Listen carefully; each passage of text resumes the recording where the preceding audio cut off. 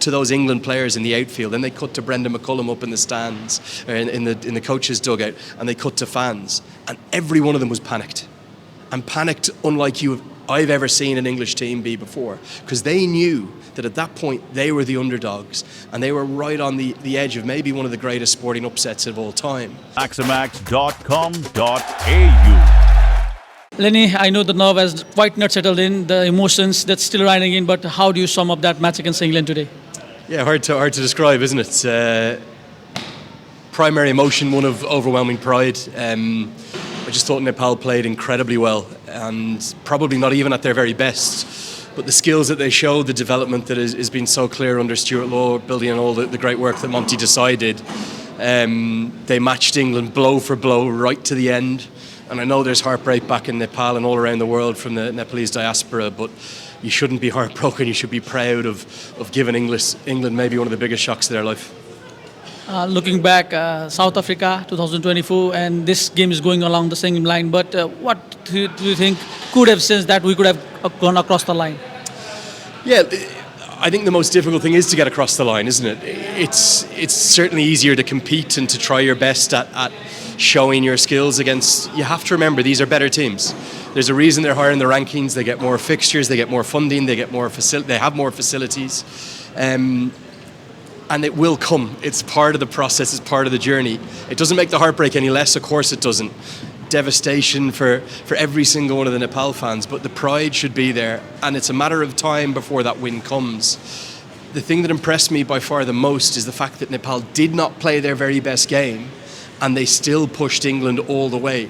And being honest, with the position they were in, they probably should have won the game. But without getting to that stage a couple of times, you can't actually work out how you're going to get over the line. So I've no doubt that will come sooner rather than later. A couple of months ago, Rob Lynch was with us during the NPL, and we spoke about probabilities.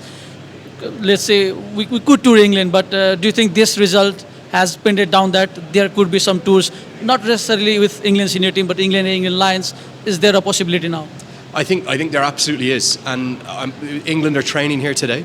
And I was speaking to, I don't want to say who I was talking to exactly, but speaking to some of their senior guys, they're not just keen to try and support the growth of cricket in Nepal, but I think that's going to happen sooner rather than later.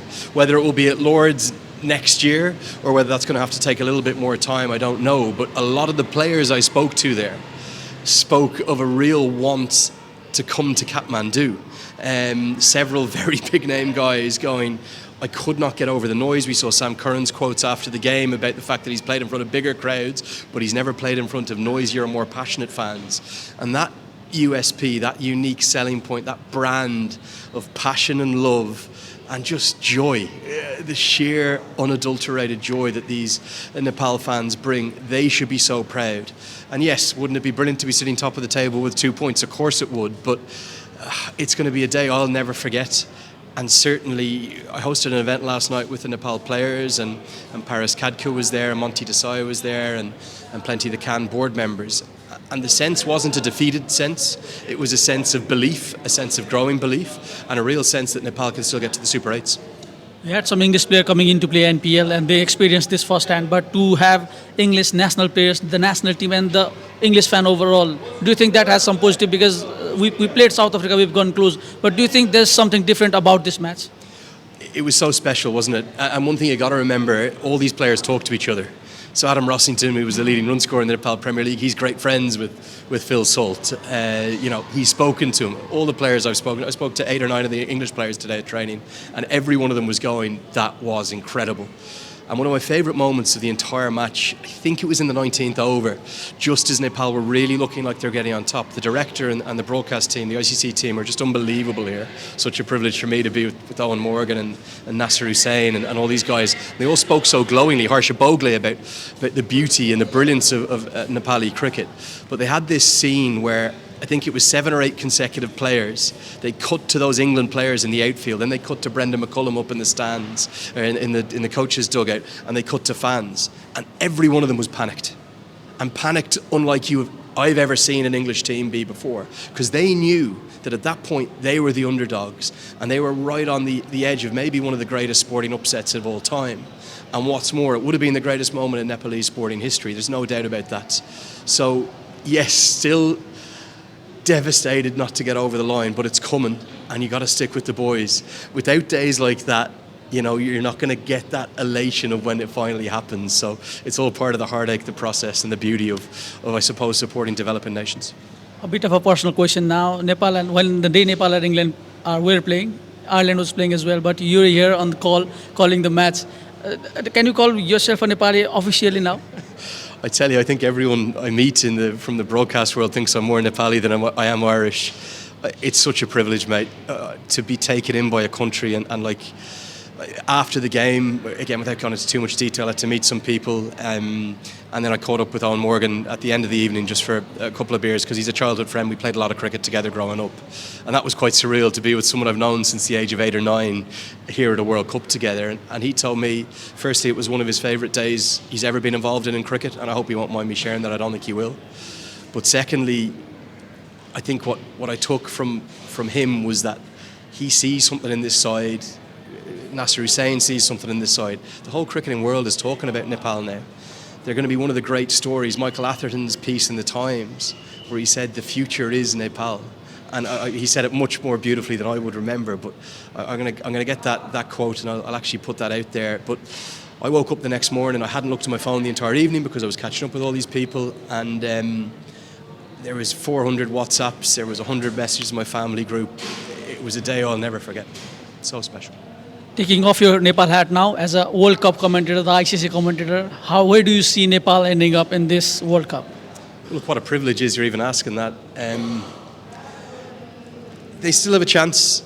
I would say that it's still less likely they go through than more likely, but that is also because they've got to play the West Indies, and it's a full-strength West Indies. Yes, they beat them in the Unity Cup, but there's probably 4 of the same players.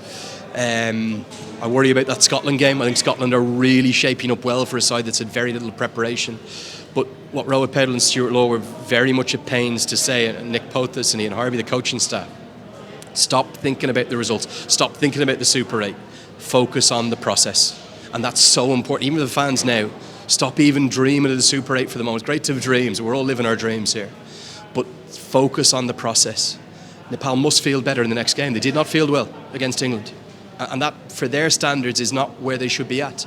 Their bowling plans are a little bit off. I don't think they got all their strategies right. Dipender Singh Ari should have bowled his 4.